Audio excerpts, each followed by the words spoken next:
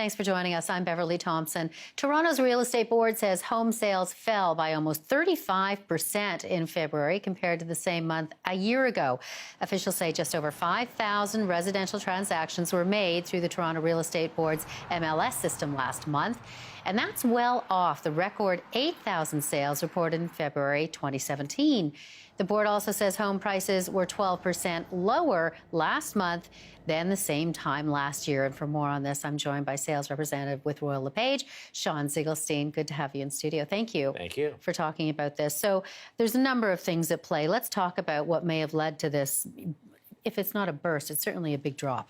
It's definitely a big drop. We've seen the correction, right? We knew that there was going to be a correction based on last year's numbers because last year's numbers were totally unreachable again this year. And we knew that there was going to be a downturn in the market. We expected it. What I like looking at right now is 2016's numbers because I think 2016's numbers to today's numbers are a little bit of a different indicator of what we're actually seeing. And so when you compare the two, where are we? We're actually up year over year. So from 2016 to 2018, we're actually up to almost 12% in average price. So we've average price. In average price. So yes, we have had a drop of 12.4% since last February, but we're still up 12% from 2016 prices. So let's talk about the cooling measures and the effect that they all may have on this. Yes. Well, last time you and I spoke, we talked about the Fair Housing Plan, and has that made a difference in the market? I think it has. I think it's also been a number of things, including inventory. Right now, we're running almost 150% more inventory than we had last year at this exact time. So we've got almost 3 months worth of inventory on the Toronto Real Estate Board, and that really gives buyers a lot of choice, which cools down the market because, again, supply and demand. Sure. If we've got that demand more listings, and they're sitting out there right now, and buyers can be picky of what they need to get into.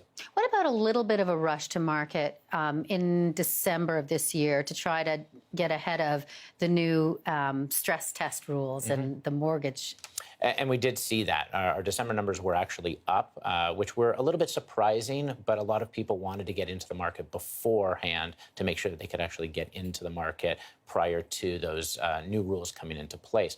But what we still haven't seen is a lot of the people that were pre-approved prior to the January 1st deadline still have 120 days from January 1st. So we'll start to see some of those people that can't get into the market start to come in May, June, and July, which might affect the market a little bit more as well. Is there any impact because it is February that we're looking at, and I mean, it isn't typically the hottest month for house sales? We've gone back to a little bit of a seasonal type of market, which is a good thing, and it's more of a traditional type of market that we're in right now, where we see the ups and downs of weather, of people not hibernating, not going out of their house, and not wanting to see homes. It was really funny last week. As soon as the weather changed, we saw an influx of showings on all of our properties because people just saw the sun, the snow melted, and people wanted to get back out into the marketplace. And just before I let you go, what about this condo market that doesn't seem to be sliding at all in Toronto? It's pretty strong.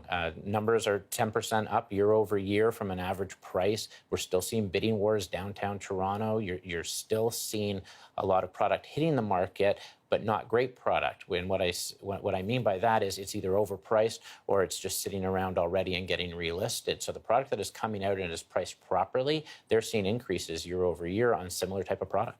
And I know we're talking about averages in terms of sales and prices. Are there certain neighborhoods or, I don't know, areas that are more impervious than others? Well, I think people always want to be in the city core. Sure. All of our numbers are down, unfortunately. We are seeing it across the board in all regions of the area. York region has probably gotten hit the most, which the increase that we saw originally last year, they've taken the biggest cut back down because that's where we've seen the drop happen there as well. Okay. All right, Shawn Zigelstein, thank you for coming in. Appreciate your time.